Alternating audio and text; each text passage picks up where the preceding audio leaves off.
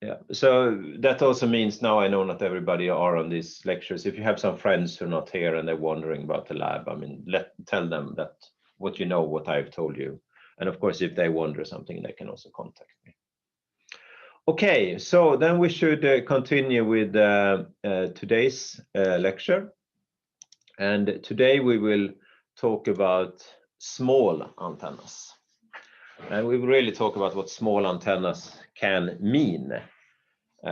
Antennas of different physical size can be, of course, small in different meanings. And there are many ways of looking at these antennas. And it is a topic that is highly relevant for many things that we are doing, because I think one thing that I hope you had really learned in this course is that when you look at an antenna and the physical size of an antenna, like, you know, this favorite half wavelength dipole, it is the physical length compared to the wavelengths that is the relevant parameters.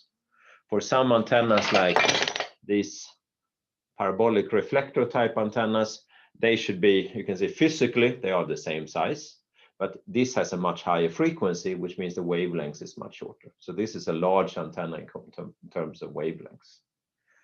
So we should compare everything with the wavelengths that you are using it in. And that means that in most cases, when we say small antenna, we also mean electrically small antennas, which means that the antenna is small compared to the wavelengths. But I will take a general perspective of it here, and we will go through these small antennas.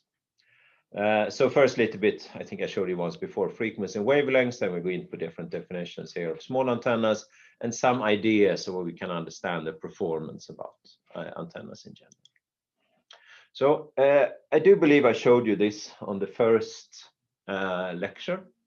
Correct me if I'm wrong. I didn't have the time to look it up. So this is just the relationship between the wavelengths you have up here in meters with the frequency here in hertz. And this really important concept there, that when you look at your antennas, you really compare that with the wavelengths. And an antenna is in some ways ideal if it is of the order of the wavelengths. Sometimes like half a wavelength is good for some. You can shrink them a little bit. Some of them goes up here maybe to 10-100 wavelengths.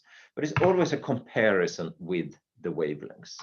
And the reason for that is that it is a phenomena in the electromagnetic case that many situations get like resonant structures, and they happen around this size. So when we see where we are as humans, we tend to like a size that is of the order of a meter. We can say that we can go down to, of course, 1 decimeter. Yeah, that is like down here instead. That is 1/10 of a meter. Because it is a size that we like an old phone here, or like the ones you have. You know, they are like on this size where we can grab them, we can move them, we can do a lot of stuff. If things get too large, it starts to get difficult for us. So for example, if you go up here and you would like to have something of the size of 1 kilometer, it's pretty hard for humans to build things that are 1 kilometer.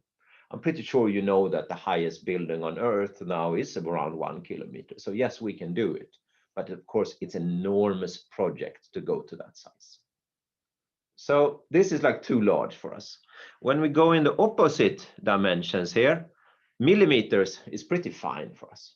We can deal with this. There is no problem to go to things that are smaller. That is what's happening when you go to what's called millimeter waves. That is fine for us. When you start to go down to a micrometer, it starts to be pretty challenging. If you think when you made your own antenna, you took your metal pieces, and of course you use like a pair of scissors or something, you can have a precision around 1 millimeter. You cannot do 1 micrometer. It's too small. There are nanotechnology today which starts to be able to design things of this size in some ways. And then, of course, when we have these ones, we can then just take a look. What does that correspond to in frequencies down here? So if we take something here around, say, 1 meter, yeah, we go around to something around 1 gigahertz. So they correspond in sizes to each other. That's like the order we have. When we come down to the challenging sizes here, say we go to a structure of 1 micrometer, yeah, then you will go up here to extremely high frequencies. You start to go up to visible light, basically. That is the size that you start reaching. If you go very low in frequency, so you go to these sizes of a kilometer, yeah, they correspond to this very long wavelength. And over all of this structure, I mean, we have this electromagnetic spectrum, and we try to use as much as we can of these ones. We use it both for communication, for different applications of communication. We also use it for sensing. So in some ways, like imaging applications, radio astronomy, when you look up at the stars, they send out different frequencies. And whatever they send out, we would like to see it, because then we can draw some conclusions what's happening up in the universe. It doesn't have to be visible light. It's very interesting to look, for example, at 1 gigahertz. I think the hydrogen have specific lines there where things are happening, which means we can draw conclusions about the chemistry up in some ways in some planets and so on. We can use this different spectrum to draw different conclusions, which means that we need to build antennas in this entire range. And of course, the challenging to big antennas, which sits on these sizes here, is one challenge, which is enormous. And the challenge to build it down here is another challenge. And then there is one more challenge of this. That is when you go too far away from this line. So for example, here, when you say that I sit, for example, at 1 gigahertz, so say I am here, we can see, okay, that corresponds here to our 3 decimeters. Say that I would like to make my antenna down here instead, but I would like to use it here. So I go too far away from this line. I try to move in the direction in some ways downwards. Maybe I should draw the line straight down here. I try to move this way. So I try to make the physical structure much smaller than the wavelengths. That creates huge problems for antennas. And it's a problem we have to deal with because, for example, going to the cell phones again, you have a wavelength that is like this, and your device is like this. So they have to be much smaller than the wavelength. And there we have to see what is the price we pay when we do that. What are the techniques to design those type of antennas? That is something that we should know and we should learn in some ways. When we look at this structure, we can see it's filled with basically everything. So there are electromagnetic phenomena down at these very low frequencies, and the object that has that size is Earth in some ways. So when you go down to a few hertz, I think there is the strongest resonance, if I remember correctly, is around 7 hertz. It's a resonance around Earth. No, the strongest resonance is a resonance that has to do with the size of these ones and the ionosphere above it in some ways. Enormous sizes, because the frequency is so low, so the wavelength is so long. So of course, humans, we don't really, build these things. We don't build our own Earth, but we can observe them. We can measure them. That we can do. When it comes to antennas, in some ways we have something called here the VLF band, very low frequency band. It is used. It's used for communication. And of course, you can see it sits somewhere here on a couple of kilohertz in some ways. And you would like to have here a wavelength that is several kilometers. We cannot build that. But we do build antennas for it.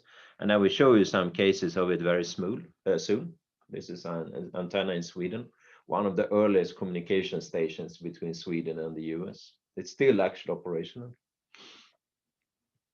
And then we can see other frequencies, RFID, very small pieces here. They are in some ways what sits inside of your, for example, LU card and so on, that you just use to enter the doors. There is an inductive coupling. It's a coil that sits there. So it's almost like circuit theory. It's not really a radiating wave. It's a near field type communication. Similar things that sits inside of your phones. They also have near field communication. We have a huge spectrum up here around 1 gigahertz. So everything in the phones that at least I have so far, I don't have 5G, they sits in this range. 5G is also there, and it's expanding it even more. 5G today seems to be covering almost everything. It's really a lot of frequencies are added. A few very popular ones are the one that comes up here, starting probably around like 28 gigahertz. We get then a higher frequency, which means a shorter wavelength, which means that your antennas can be physically smaller. So that's what's happening when we go to the millimeter wave spectrum of 5G. 5G, of course, also contains a lot of frequency or spectrum around the gigahertz range, a couple of gigahertz. But they start adding this in millimeter waves. And there are suggestions that it will, of course, be even higher frequencies, 28, probably around 28, the first ones, but there will be more frequencies coming about, probably later. There are other free bands. There is one that's been fairly popular, around 60 gigahertz communication. It's very hard for you to see here, but this is one I've shown you before, very, very tiny antennas. There is like a millimeter in size in some ways, because the wavelengths of this 60 gigahertz is, of course, really, really tiny. It's so small, so you can make very small antennas, because you can take your 3 decimeters or 30 centimeters divided by 60, you get half a centimeter. And then, of course, you adjust it in a patch antenna for the substrate, and you go down to a size around 1 millimeter for half a wavelength antennas.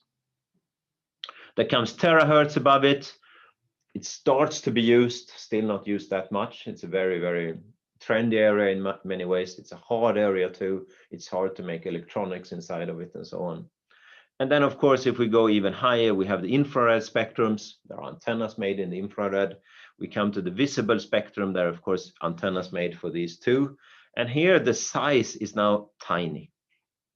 So now we sit in this range of a couple of nanometers, which is then an enormous challenge to manufacture. Imagine you did your patch antenna, you're sitting there with a pair of scissors, 1 millimeter, yeah, you can probably do it. Micrometer, impossible. So the manufacturing there is very, very challenging, and sometimes then other techniques are used to do this kind of structures and so on. But there's always this relationship between frequency and wavelengths, and that goes to the size that we try to make our antennas. And the spectrum, I think you've seen these ones too, it's covered. So everywhere and every piece of this spectrum is covered to something. So you can go in and see here, if you go to like, yeah, around 60 gigahertz here, it's allocated to a lot of different things. So spectrum is one of those very sparse things which are very expensive. You heard about all of these auctions where people buy some spectrums for example, for cellular communication. It costs a lot of money to get it. And that's a reason too, where we have that spectrum, we have to utilize it as efficient as possible in some ways. So when we sit in this case, we can see that sometimes we cannot make our antennas like half a wavelength or something. It's not enough. So then we come into these challenging things we have when we try to make the antennas typically small. And it can be either physically small or it can be basically electrically small. And I will distinguish those two quite clearly on the next slide. So when we see the challenges that we have with antenna size, we have the first one, which is that it's really physically small. So when you try to make antennas for example, visible light, then the wavelength is so short, so you really have to design your structures down to what you see here, which is a couple of nanometers. And of course, to make something of a few nanometers is very hard. It comes into the the material properties and the accuracy you can build this with. It's not what you can do at millimeter scale. This is so much harder to do. And just from the picture here, you can see that these are not, a Yagi-Uda where it's just one wire, which is very thin compared to its length. It's very fat. And that's due to this challenge to actually make things physically, or to manufacture things that are physically small and having them to good properties. And that the material is then changing. So that's one challenge. Then, of course, we have the challenge with electrically small. And that is what sits inside of your phones, for example, where you try to shrink the size of the antennas. So originally we had these ones as a size for an antenna. You know, you cannot really put that on your phone. It would be a little bit annoying to put it in your pocket. So what people did is that they just shrank that antenna to like this size, and then it was sticking up only a small piece. And that is, of course, what's done now with internal antennas inside these phones. I will show you a lot of internal antennas next lecture. So that is one really challenging thing. How do we make these antennas which are much smaller than the wavelengths? That is electrically small antennas. And then we have, of course, a challenge with physically large antennas. That's also very challenging. They can be electrically large or electrically small. So I showed you this Arecibo telescope on a week ago on the lecture, and you've seen it probably in some movies and so on. James Bond have been there and other actors in some ways. You also might have seen that it collapsed. So just 1 or 2 weeks ago, it had a serious failure. It had started to collapse a few months ago, but basically the pieces up here fell down and crashed everything. So it's basically gone. And that's a challenge when something gets so large. So in this case, it's a 300-meter structure. It's not easy to mechanically build this. Then we have a combination between these things. So for example, a combination between electrically small and physically large, that is what sits here. So it's a size which is quite big, these antennas. They are really large. This is actually 2 kilometers long, but it's built in an easier way than this parabolic reflector. But it's so much smaller than the wavelengths. So this is when you want to use your antennas for very low frequencies. They have to be physically large, but they are electrically small. Extremely challenging region to be in. So it sits in all of us, this combination between what frequency do you want to have, what will the size of your antenna be? And it's creating different challenges for you when you would like to make them. So if we look at the first one with this physically small, in some ways here you sit in a structure which should not be an M there. I don't know what it is. It should be a mu, micrometer. So manufacturing tolerances is really the challenging part there. And in these cases also material properties, because when you try to make these antennas, actually metal doesn't work as a metal does at microwave frequencies. We have the challenge for the last one, basically a cost and weight. Incredibly hard to make. It's hard to control this over large sizes. So actually manufacturing tolerances are hard too, because it's easier to make something very accurate on this size than when it's several hundred meters large. It's harder to make in some ways. And the third one, which is the one we will focus on, is when it's electrically small. So when it is small compared to the wavelengths. And what that gives you is that fundamentally you get a low directivity. People would like to make this with a high directivity. There's been a lot of effort into doing it. It's incredibly hard to do. So you get typically these dipole patterns. You get another thing, which is that your bandwidth disappears. So when you start shrinking the antennas, they become narrowband, which is also a problem. And the efficiency typically becomes low. So you lose efficiency in structure. You start paying a lot when you shrink the size much smaller than the wavelengths. So we have to get an understanding of what's happening here. So if we see then the physically small antennas first, there we really sit in this design and manufacturing of physically small antennas. So if we think what the constraints are, so in a simplified way, consider, for example, half wavelength dipole, and say that you would like to have a tolerance of 1%. It's not that you really maybe care the 1% of this antenna for its frequency, but let's take that as an example. If you then change the length 1%, you basically shift your resonance frequency 1%. So let's assume that you have that as an requirement. If you then sit in these cases at 1.5 gigahertz, then you have a length of your antenna here, which is 1 meter in that case. No, 10 centimeters, 10 centimeters length. And 1% of 10 centimeters is 1 millimeter. So if I would like to make these ones, okay, I have a length here. This is slightly off from that, say 10 centimeters. Then I have to have a precision here of 1 millimeter to make this. That is extremely simple for us to make. That's very easy to make in some ways. If you start going up in frequency for this one, so you go to 150 gigahertz, that's what they start talking about in 6G and so on. You would like to use this. If you put the same requirement on this, you will actually need an accuracy for these ones on 10 micrometers, which is incredibly, I would say, challenging to make. We don't really need 10 micrometers here, and we can make it, but it starts to be very challenging to actually do this. So that is happening when we go up in frequency. If we push it up even higher, so we would like to do this, for example, at 150 terahertz instead, yeah, then we're down to 10 nanometers. But the material we changed there, so it really wouldn't be that precise requirement, but you can get the picture of this. But when you go up in frequency, it just sounds good. Yeah, your antennas get smaller, it gets simpler, but you actually get hard requirements on what you design, which can be very difficult to fulfill. You might be able to tune it so you don't need the correct length and so on. But it still starts to come in there that you need finer and finer details when you go higher and higher frequencies, which are challenging in some ways. So that is one of the challenges that comes.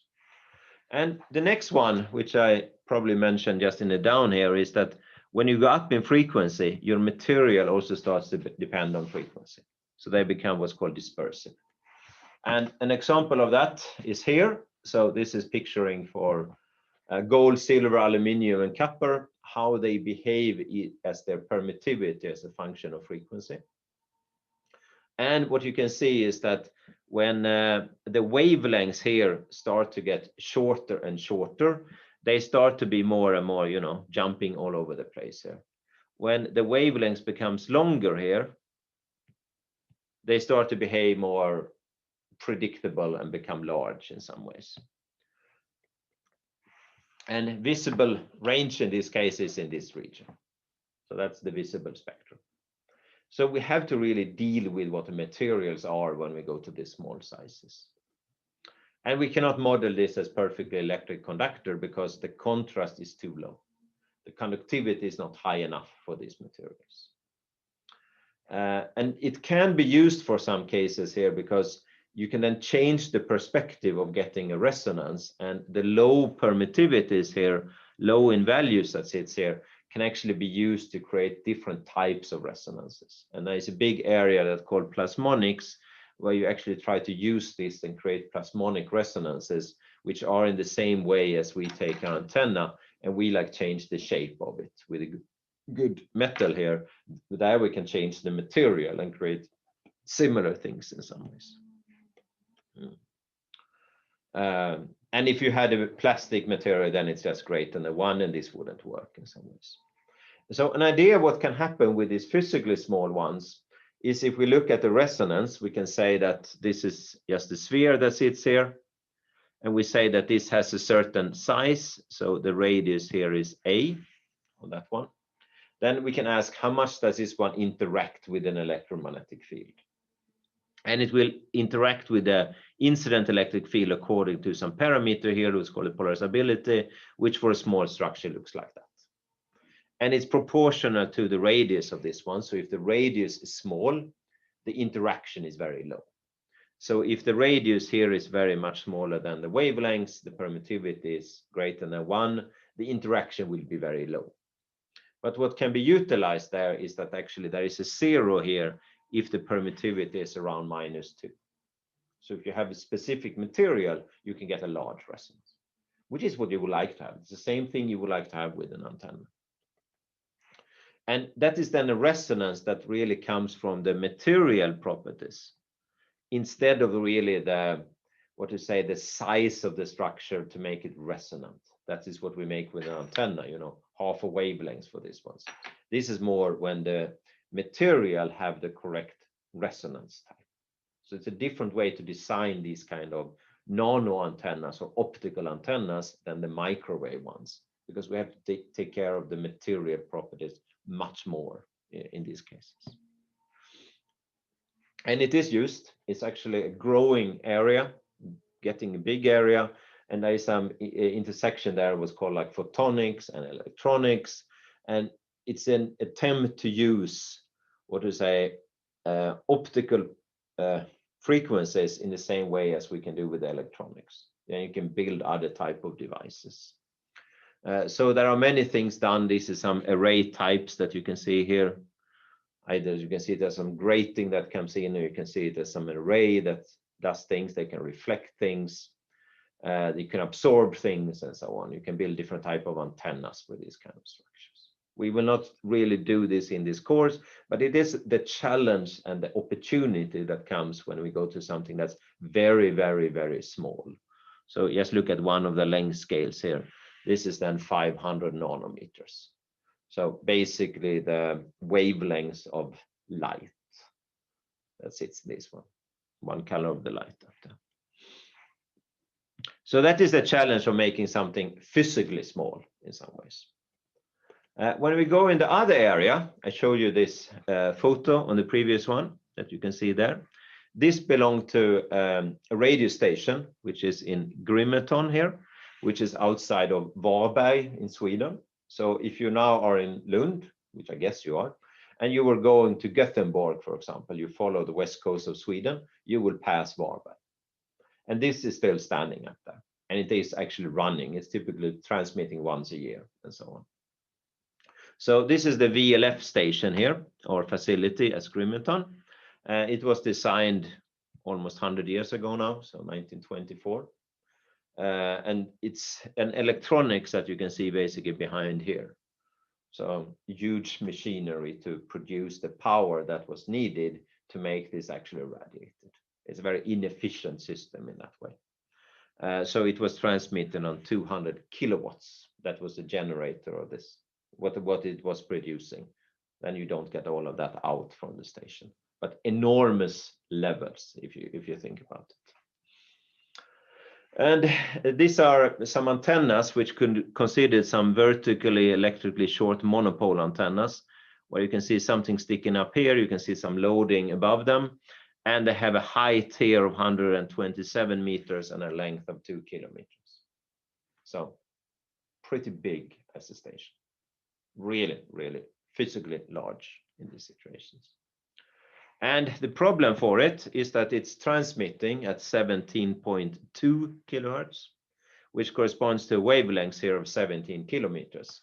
So even if this is 2 kilometers in length here, it's of course in every dimension much, much smaller than the wavelengths. So it's physically large, but electrically small. That is where we are sitting with this type of structure. You can also see the precision of this. It's 17.2 kilohertz. The bandwidth is incredibly narrow for this one. It's on the broadband system. And it was used for a transatlantic radio link here between Grimeton. You can see the placement here. So right now we are like somewhere down here, and Gothenburg is like somewhere up there. So if you were going up here along the west coast, you would pass this one. You can see it. It's still up there. And it was used to transmit signals here to a place outside of New York. And basically get the signals to go here somewhere, coming out. And it was operational until the 50s when other technologies took over. Of course, you couldn't really stream any YouTube videos or something. You could more say hello and so on. Very short messages because the the bandwidth is extremely narrow in this. So you could send messages, but at least you could send them. So very, very good in that way. So as I mentioned, physically large, electrically small. Incredibly challenging to do this kind of things. They are still used quite a lot if we think about these frequencies and these kind of systems or similar systems around Earth. And one application for this is communication with submarines. So when you have a submarine, you know, you have a water level somewhere, and of course your radio waves are coming here. And the problem is that they are attenuated by the absorption in the water. And the only viable way to do this is either to send your submarine up to the surface, but maybe you don't want to go up to the surface because that takes away the idea of having a submarine. The other one is to go down in frequency, which means you make your wavelengths longer, because it means that the distance down to the submarine basically becomes less or fewer wavelengths in some ways. So you need to go down there to do this. And it is used for this type of communications even today. So that was a challenge of large but then electrically small. And now if we go to the main topic, that is really the electrically small antennas.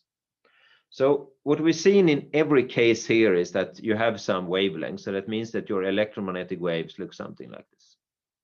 So there's like one instant in time, say that. And the wavelength is of course then the distance here between the two peaks, for example. So that is how long it is. And what you would like to do is to fit your structures into that one. And you can make a resonant structure here very easily, for example, this dipole, when the length is half of this wavelength. So very easy and very good to design good antennas with this length scale. Of course, it's not enough for many applications. So when we have this, and you have again these ones, I mean, the lowest frequency go down now to around 700 gigahertz. They try to go down to 700 megahertz, 600 megahertz. So of course, you start talking about wavelengths like this. So this is much, much smaller than the wavelengths, which means you need to shrink it.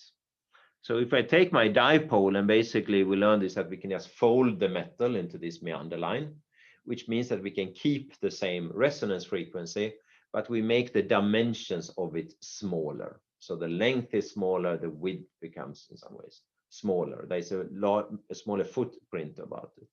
And the way we talk about the size of this antenna is that we take the antenna and then we put a sphere around it. It gives some unified size of it. So what is the smallest sphere that encloses this entire structure? And then we say the radius of that one we just call A here. And it's electrically small if this 2A is much less than lambda. So the total length it would be of this black meander lines, that's electrically small. And the design of these antennas is very challenging.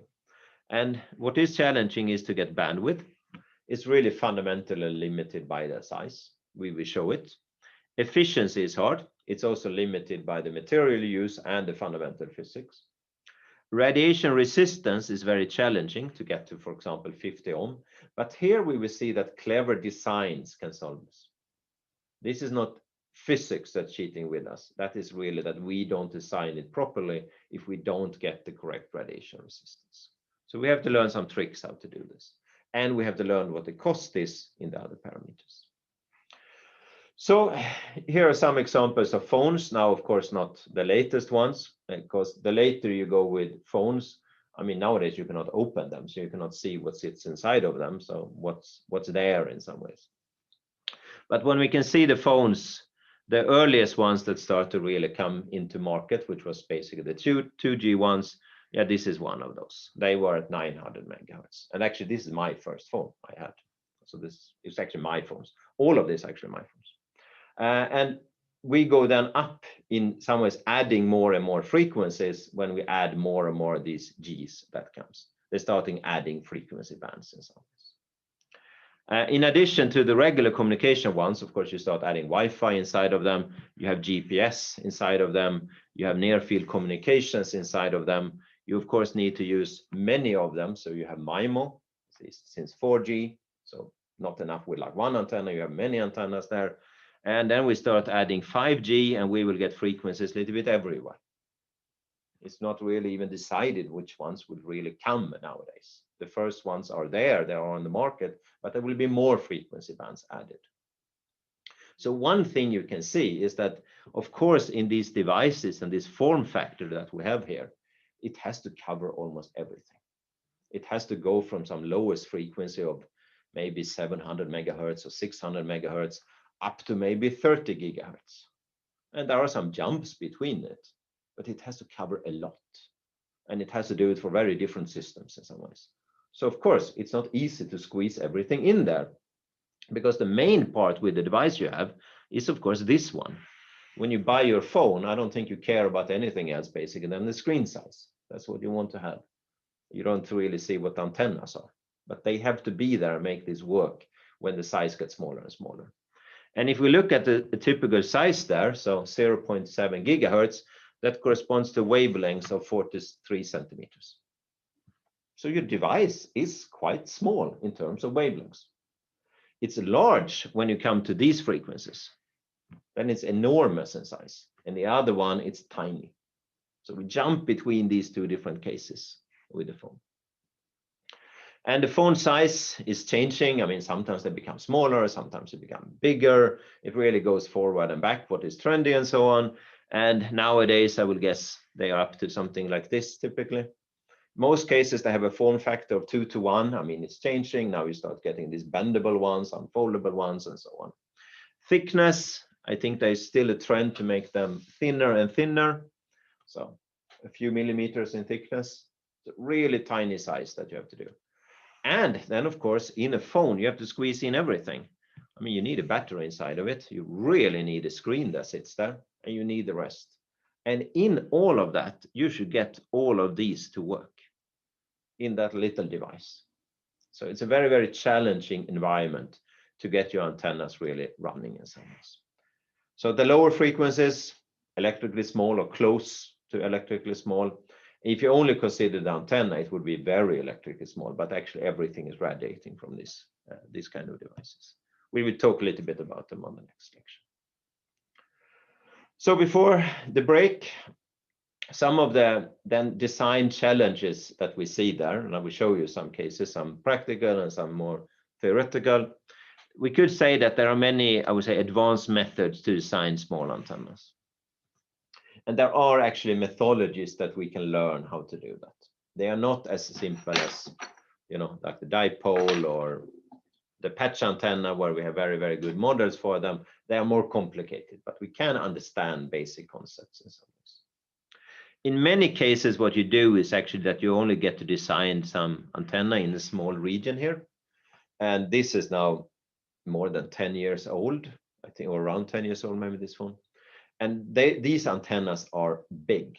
Nowadays, you're not allowed to have that size for your antenna. And the reason for that is really that the screen starts covering more and more. You take away these edges of it.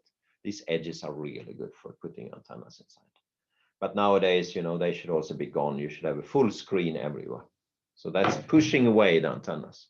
The antennas really don't like the screen. The screen is a big metallic plate that sits there. You cannot communicate through it. It's like a metal plate, the screen. And if you make a phone like this, nobody would like to put your slot inside of your screen. I mean, your screen is more important than the antenna for all these cases. But when you embed in here, what you have to do is that you have to cover the rest of the phone together with these ones. This is something that induces currents all over the structure, and the current radiates. They basically put it in resonance. The performance we typically measure here in its Q factor, bandwidth, efficiency, and so on, capacity that we can get out of it. We have many, many ways to quantify this. And of course, we can ask questions here. And one fundamental one is how the performance depend on the design volume. So if you are the manufacturer of these type of phones, of course, you will use as little space as possible for the antenna, but it should work as good as possible in some ways. And then you would like to know what's happening when you shrink that, when you take away space from it. How much do you lose in some ways? So yeah, let's do this after the break. So then we will continue with some cases there and see what is happening with different geometries that we can have. So before we take a break, is there any questions? Something about small antennas or large antennas or electrically small antennas? Hello, Matt. Yeah. What's the exact meaning of electrically small? Yes, so the wavelengths much smaller than the physical dimension. And now I said much, I didn't say how much is much. But you could do one that is in many cases used, And that should be here. You see I write that Ka is much smaller than 1. A typical one is that Ka is less than 0.5. And A in these cases is that you take this is actually a sphere, so the radius of this one, that is A, and K is equal to 2 pi divided by lambda. So that is this wave number that we had.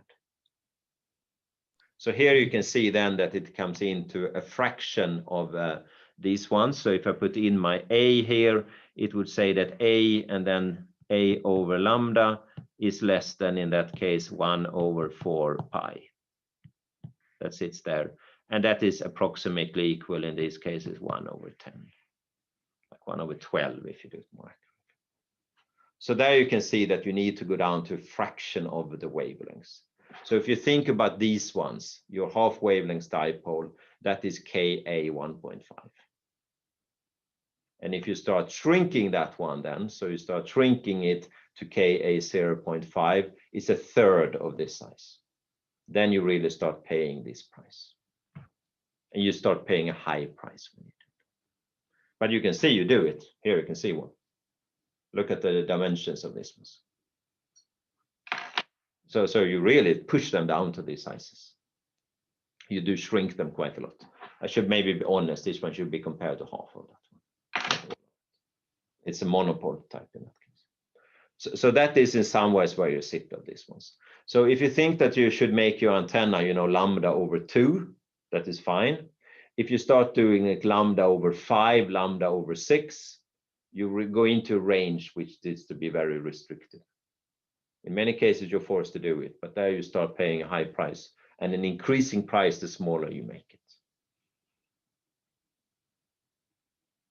Any other questions? We should maybe stop the recording.